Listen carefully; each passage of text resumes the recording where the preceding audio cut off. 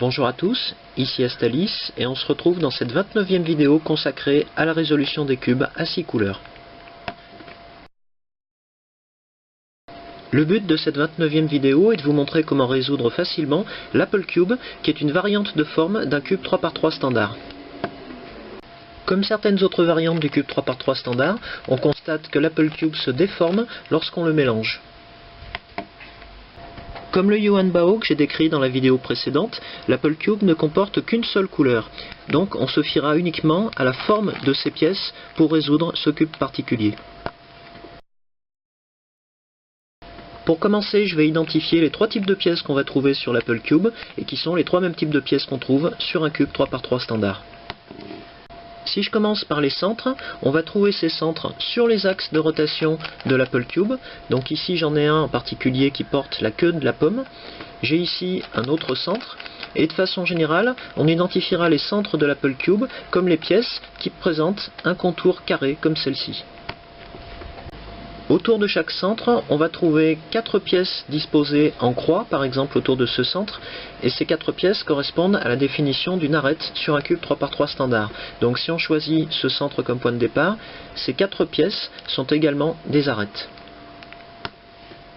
Une fois qu'on a repéré les centres et les arêtes de l'Apple Cube, les autres pièces, celles que je n'ai pas encore décrites, donc ces 4-là et ces 4 autres pièces, correspondent logiquement à la définition d'un coin pour un cube 3×3 standard. Si on s'intéresse maintenant à la forme de l'Apple Cube dans son état résolu, on constate que cette forme est régulière autour d'un axe vertical, et on remarque d'autant plus cette propriété qu'en tournant de 90 degrés n'importe laquelle des rangées horizontales de l'Apple Cube, on ne modifie pas son aspect général, on est toujours dans un cas résolu. Et on va déduire de cette propriété de l'Apple Cube un certain nombre de symétries et d'identités de pièces qui vont simplifier la résolution par rapport à d'autres dérivés de cubes standard 3×3. Si je reviens sur les centres de l'Apple Cube, j'ai déjà ce premier centre, celui qui porte la queue de la pomme, que je vais considérer à partir de maintenant comme le centre supérieur de l'Apple Cube.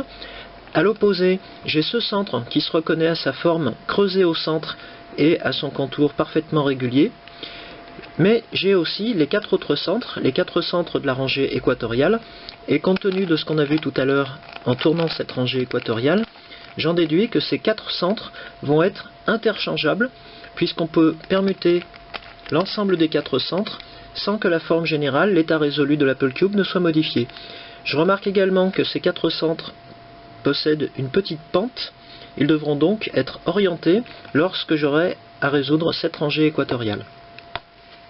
Si je reviens sur les arêtes de l'Apple Cube, je vais pouvoir en définir 3 types.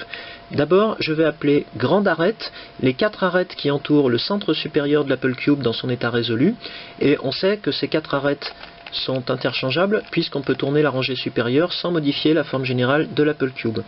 Une grande arête se reconnaît à sa forme symétrique, à sa courbure relativement importante et à ses grandes dimensions. De la même manière, je parlerai de petite arête pour désigner les 4 arêtes qui entourent le centre inférieur de l'Apple Cube dans son état résolu. Ces 4 arêtes sont également interchangeables, elles ont une forme symétrique comme les grandes arêtes, et elles se reconnaissent à leur dimension plus petite et à leur courbure moins marquée. J'avais aussi évoqué tout à l'heure les 4 arêtes équatoriales de l'Apple Cube qu'on retrouve ici avec cette forme trapézoïdale caractéristique, et on constate, si on regarde leurs deux côtés horizontaux, que le côté le plus court, la base la plus courte du trapèze, se trouve du côté du centre inférieur, et cette orientation sera importante quand on aura à placer ces arêtes dans la rangée équatoriale. J'en reviens finalement au coin que j'ai simplement évoqué tout à l'heure, et je sais que sur ce type de casse-tête on a 8 coins, puisqu'il reprend l'architecture de base d'un cube 3×3 standard. Et je vais pouvoir séparer ces 8 coins en 2 familles bien distinctes. Autour du centre supérieur, celui qui porte la queue de la pomme, je vais trouver 4 coins de grande dimension qui sont interchangeables. Je vais appeler ces coins grands coins lorsque je évoquerai ces pièces, et de la même manière, dans la rangée inférieure, je vais trouver 4 coins de plus petite dimension, également interchangeables, et je parlerai de petits coins pour désigner ces 4 pièces. Pour résoudre l'Apple Cube, je vais reprendre une fois de plus la méthode étage par étage que j'ai développée dans de nombreuses vidéos précédentes. Et je commencerai donc par résoudre la rangée inférieure, celle qui comprend ce centre creusé. Ensuite, je passerai à la résolution de la rangée équatoriale.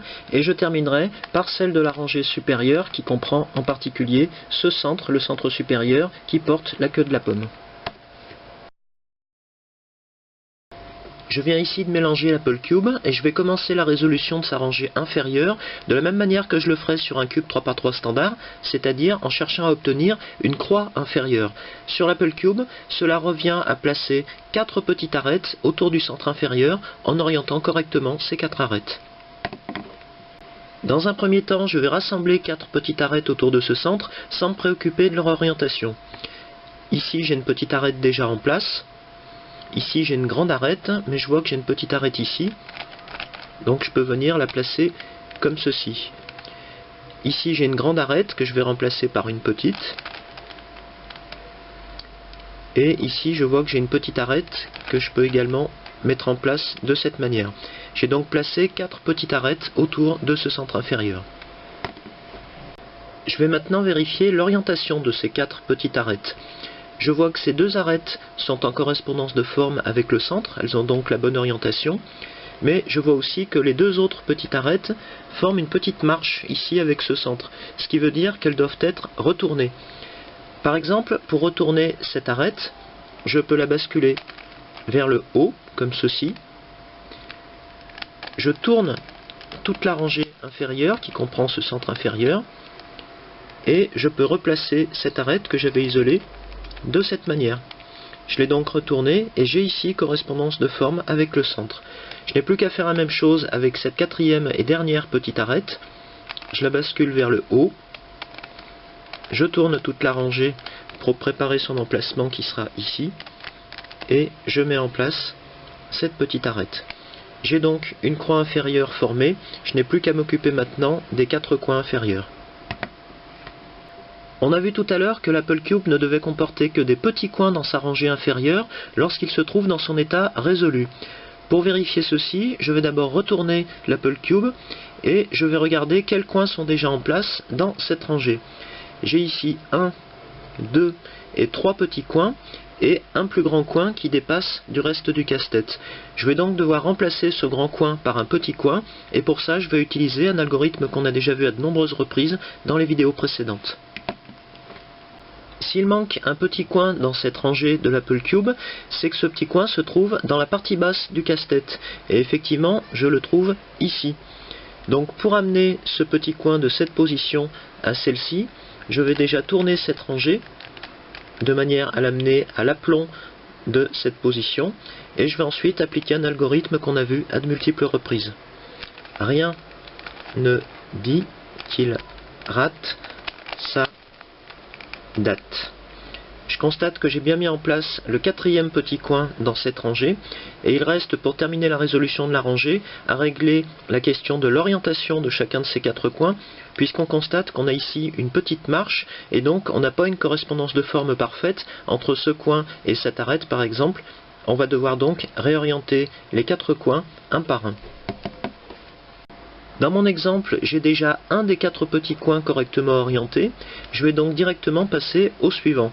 Et à partir de cette position de départ, je vais appliquer le même algorithme qu'on a vu, mais cette fois-ci à 2 reprises, pour modifier l'orientation de ce coin. Rien ne dit qu'il rate sa date. Rien ne dit qu'il rate sa date. Je constate que j'ai rétabli l'orientation correcte pour ce coin. Je vais donc faire la même chose pour les 2 suivants en tournant cette rangée et uniquement cette rangée pour traiter le cas du coin suivant. Une fois qu'on a rétabli l'orientation des 4 petits coins, on a terminé la résolution de cette rangée et on va pouvoir retourner l'Apple Cube pour lui redonner sa position de départ avec ce centre supérieur, celui qui porte la queue de la pomme, vers le haut. Et on va pouvoir passer à la résolution de la rangée équatoriale. Dans cette rangée équatoriale, on a vu qu'on avait 4 centres et que ces 4 centres étaient interchangeables. Donc on n'a pas besoin de choisir une orientation particulière pour cette rangée avant de poursuivre la résolution. Dans un premier temps, ce qu'on va regarder, c'est l'orientation de chacun de ces centres. Ici, je constate que j'ai un centre bien orienté, puisqu'il est en correspondance de forme avec cette arête inférieure, mais je m'aperçois que ce n'est pas le cas sur les trois autres centres. On va donc devoir les orienter exactement de la même manière qu'on l'a fait sur le Fisher's Cube. Si je prends l'exemple de ce centre, je vais commencer par retourner la face avant de 180 degrés. Je vais ensuite isoler ces trois pièces à l'arrière du cube en tournant la rangée supérieure de 180 degrés. Je vais maintenant modifier l'orientation du centre avant de ramener ces trois pièces du côté avant de l'Apple Cube. De cette manière, j'ai trouvé une orientation qui permet une correspondance de forme entre ces deux pièces. Je peux donc retourner à nouveau de 180 degrés la partie avant de l'Apple Cube et je constate que j'ai de cette manière reconstitué la rangée inférieure tout en gardant cette correspondance de forme. Et je vais traiter exactement de la même manière tous les centres dont l'orientation est encore incorrecte. Une fois que j'ai traité les 4 centres de la rangée équatoriale, il me reste pour terminer la résolution de cette rangée à placer les 4 arêtes équatoriales. Et on sait qu'on reconnaît ces arêtes à leur profil caractéristique en trapèze, ce qui est le cas de cette arête, ce qui veut dire que cette arête est déjà en place, même si, comme on le voit, son orientation est incorrecte puisqu'elle doit être retournée. Pour mettre en place une arête équatoriale, on va s'y prendre exactement de la même manière que sur un cube 3×3 standard. J'ai ici une arête équatoriale que je reconnais à sa forme, et si je regarde ces deux côtés parallèles, ces deux bases, les deux bases du trapèze, je m'aperçois que son côté le plus court se situe ici du côté gauche, et je sais que ce côté le plus court doit être placé vers le bas de l'Apple Cube. Donc cela veut dire que je peux placer cette arête en la basculant ici du côté gauche. Donc j'effectue les mêmes rotations que sur un cube classique. Je tourne d'abord la rangée supérieure vers la droite, je monte la face gauche, je tourne à nouveau la rangée supérieure vers la droite, et j'abaisse la face gauche. Je ramène la rangée supérieure vers la gauche, et je termine la mise en place de l'arête, comme ceci. Je constate que j'ai bien mis en place cette arête avec la bonne orientation, puisque j'ai une correspondance de forme sur l'ensemble de ces pièces. Et je vais traiter exactement de la même manière les 3 autres arêtes équatoriales. Une fois que les 4 arêtes équatoriales sont en place, on voit qu'on a résolu les 2 rangées inférieures de l'Apple Cube. On en arrive donc à la résolution de la dernière rangée de l'Apple Cube, cette rangée supérieure, et si on ne s'est pas trompé dans la résolution des 2 premières rangées, on sait qu'on va trouver dans cette rangée supérieure toutes les pièces dont on a besoin pour terminer la résolution de l'Apple Cube, c'est-à-dire en particulier 4 grands coins et 4 grandes arêtes. Et il reste à régler la question de l'orientation de chacune de ces pièces, et on va commencer par l'orientation des arêtes supérieures. Comme sur un cube classique, on va chercher d'abord à former une croix supérieure. Transposée à l'Apple Cube, cela veut dire ici qu'on va chercher à orienter ces 4 arêtes, ces 4 grandes arêtes, de manière à établir une correspondance de forme entre elles et le centre supérieur. Et pour ça, on va utiliser l'algorithme qu'on a déjà vu dans le cas du cube 3×3 standard. Dans mon exemple, je n'ai cette correspondance de forme sur aucune des 4 branches de la croix, donc à partir d'une orientation de départ arbitraire, j'applique directement l'algorithme. Fait ta ration de riz fils. Je constate ici que j'ai obtenu cette correspondance de forme sur ces 2 arêtes, l'arête gauche et l'arête droite. Je suis donc dans la configuration ligne, et en orientant la ligne de cette manière, j'applique à nouveau l'algorithme. Fais ta ration de riz fils. J'ai cette correspondance de forme sur 2 branches de la croix qui sont cette fois-ci disposées à 90 degrés l'une de l'autre. Je suis donc dans la configuration en L caractéristique que je connais déjà sur le cube, et en orientant le L de cette manière, j'applique une dernière fois l'algorithme. Fais ta ration de riz fils. Cette fois-ci, je m'aperçois que j'ai bien retrouvé ma croix complète, puisque j'ai correspondance de forme entre les 4 arêtes supérieures, les 4 grandes arêtes et le centre. Pour terminer la résolution de la rangée supérieure de l'Apple Cube, je dois maintenant régler la question de l'orientation des grands coins qui ne sont pas correctement orientés. J'ai ici deux grands coins en correspondance de forme avec les pièces voisines, donc ces deux coins sont correctement orientés. Il me reste à orienter correctement les deux derniers. Et là aussi, je vais utiliser l'algorithme qu'on a déjà vu un peu plus tôt dans cette vidéo pour établir l'orientation de chacun de ces coins. Donc si je pars de celui-ci, j'applique l'algorithme. Rien ne dit qu'il rate sa date, rien ne dit qu'il rate sa date. L'orientation n'est pas encore la bonne, je recommence. Rien ne dit qu'il rate sa date, rien ne dit qu'il rate sa date. L'orientation est la bonne sur ce coin, je passe au quatrième et dernier coin supérieur. Rien ne dit qu'il rate sa date, rien ne dit qu'il rate sa date. Je constate que j'ai rétabli l'orientation sur les quatre coins supérieurs et de cette manière, j'ai terminé la résolution de l'Apple Cube.